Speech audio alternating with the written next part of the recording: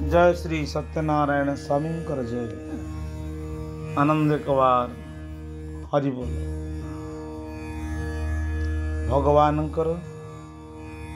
निकट भक्त जो समर्पण करे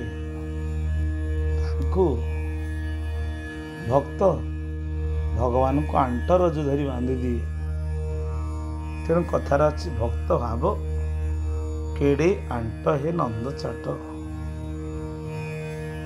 भक्त आ भगवान भगवान भक्त एक अभिन्न। जनक देहरे पत्रटी पड़िले अन्यटी देहरे पथरर कष्ट अनुभूति हुए। जनक पादरे खपरा खंडिए बाजिले अन्यटी देहरु रुधिर धार बही चले। भक्त भक्त सबु भक्तर एपरि भाव नहेले भी केते भक्त अछंती जहांको पई भगवान कांदंती और से भक्त भगवान को पई मध्य झुरी हुअंती।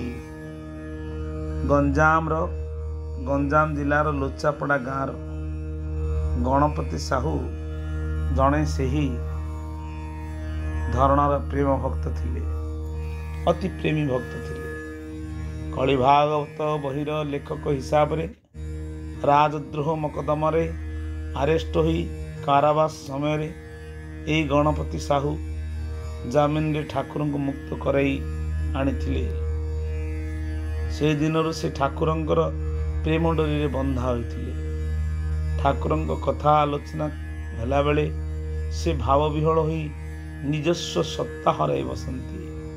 से कहंती मु तो एबे बेसी आसी पार नहीं ठाकुरंक पाखकू, मात्र ठाकुरंक स्नेह श्रद्धा करुणा पूर्वपरी एबे भी अक्षुण्ण। बेले बेले आमे सिना तांको भूली जाउछे, मात्र भक्तों को पद तले आश्रय देला दिनरु से जे विपद आपद भल मंदरे काया पछरे छाया परी अनवरत रही सबु नियंत्रण करुछंती। से बांछा कल्पतरु मु सेथर ठाकुरंक जन्मदिन को मठ को माने करमला आसी थाए। धर्मशाला रे रहिबा को जागा टिके पाई थाए। बारीपदार निधि बाबू चढ़ई गाँव पूर्णचंद्र दे प्रभृति मध्य से धर्मशाला रे एकत्र रहउथिलु। प्रतिदिन सकाळु ठाकुर को तुलसी दे आसे। दिने देह टिके भल लागिला नहीं, आंठू बड़ दरज हला, छता को जीवा को कष्ट हैला। सकाळु स्नान सारी तुलसी मंजरटी धरी जीवाकू चेष्टा कली किंतु पारिली नहीं। बारंडारे बसी थाए, कांद भी लागु थाए, जाई पारु नहीं काहेकि बोली। निधि बाबू प्रभृति सकाळ खेचुड़ी धूप परे प्रसाद पाई फेरिले। मो हाथ तुलसी मंजरी और आखिरे लुह देखी निधि बाबू पचारे कौन है कि भाई ए जाए कौन ठाकुर को तुलसी तुम्हें देना? ना निधि भाई आज जाई पार नहीं, कष्ट टिके होची। हेले कहिल देखी निधि भाई मु तो सबुदिने जाउछी ठाकुर को तुलसी देवा को छता को। से निजे आज आसु मो पाखक तुलसी नहीं जाऊ न तुलसी नदेले मु प्रसाद पाइबी केमिति? निधि भाई समस्ते धर्मशाला भीतर को चली गले। टिके हसी दे मु चेष्टा कली छता को जाई ठाकुर को तुलसी देवा को। 5-7 हाथ खंडे धीरे धीरे आसुची। हठात ठाकुर मो आगरे उभा हो गले। सांगरे आउ केही नाही, एका एका कहले गणपति गणपति आज कौन जाई पारल नहीं तुलसी देवा को? हौ तुलसी दियो। यह कही मुंड टिके नुआई देले। मु हतचकित होई तुलसी मंजरटी तांको सिर रे चढ़ाई देली।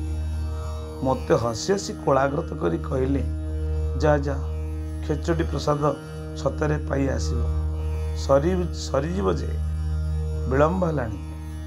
पाद तले लोटी पड़ला मो सर्वांग शरीर।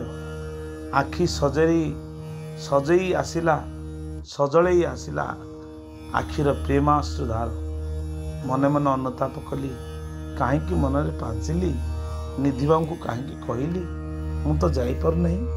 ସବୁଦିନେ ମୁଁ ତ ଯାଏ, ଆଜି ସେ ନିଜେ ଆସନ୍ତୁ, ମୋ ତୁଳସୀ ମନ୍ଦିର ନେଇଯାଆନ୍ତୁ। ମହା ଅପରାଧୀ ମୁଁ। ଠାକୁର ମୋ ପାଇଁ କେତେ କଷ୍ଟ ପାଇଲେ। ଠାକୁର ମୋ ପିଠିରେ ହାତ ମାରି କହିଲେ, ଆସ ଗଣପତି, ମୋ ପଛେ ପଛେ ଆସ, ଛତକୁ ଆସ, ଆସ ପ୍ରସାଦ ସେବନ କରିବ, ଆସ। ଲଜ୍ଜାରେ କ୍ଷୋଭରେ ମୁଣ୍ଡ ମୋର ନଇଁ ପଡ଼ିଲା। କ'ଣ ଆଉ କହନ୍ତି, ଆଖିରେ ଦୁଇ ଧାର ଲୋତକ ଢାଳିବା ଛଡ଼ା। ମନେ ପଡ଼ିଗଲା ଠାକୁରଙ୍କ ବାଣୀରୁ ପଦେ, ଯେଣୁ ପୁରାଅ ସବୁରି ମନସ୍କାମ, ତେଣୁ ବୋଲାଉଛ ପରା ଅଭିରାମ। ମୁଁ ଯଦି ତୁମକୁ ମଣନ୍ତି ସର୍ବସ୍ୱ, ତୁମେ କି ମୋହର ନହୁ ଅନ୍ତବଶ। କେତେ କଷ୍ଟ ପାଅ ଭକତ ପାଇଁ କି, ତୁମ୍ଭ କଷ୍ଟ ମାନ ଭକତ ଜାଣିକି। ବେଦ ପଢ଼ି ତତେ କିଏ ପାଇଛି କି, ଭକତି କି ଯିଏ ନ ଜାଣିଛି କି। ମୋର ସ୍ନେହ ଗୋଟି ନାହିଁ ତୋର ଠାରେ, ସବୁବେଳ ସ୍ନେହ ତୁମ୍ଭର ମୁଠାରେ। ଭକ୍ତ ମୋ ଜୀବନ ମୁଖେ ଭଣ ବସି, ଭକ୍ତ ତୁମ୍ଭ ଠାରୁ ଅଟଇକି ବେଶୀ। ଆହା, ଧନ୍ୟ ଗଣପତି ବାବୁ, ଠାକୁରଙ୍କର ଅତି ସ୍ନେହମୟ ଭାବନା ମଧ୍ୟରେ କହିଦେଲେ, ସବୁଦିନେ ତୁମ ପାଖକୁ ତୁଳସୀ ଦେଇ ଯାଉଛି, ତୁମେ କ'ଣ ଆସନ୍ତିନି? ସେ ଇଙ୍ଗିତରେ ହେଉ, ଭଲରେ ହେଉ, ମନ୍ଦରେ ହେଉ, ପ୍ରଭୁ ସବୁ କିଛି ମନର ବାସନା ପୂର୍ଣ୍ଣ କରନ୍ତୁ। ଏଣୁ କହିତ ସର୍ବଜନଙ୍କ ପୁରା ମନସ୍କାମ, ତେଣୁ ନାମ ଗୋଟି ତମ ଅଭିରାମ।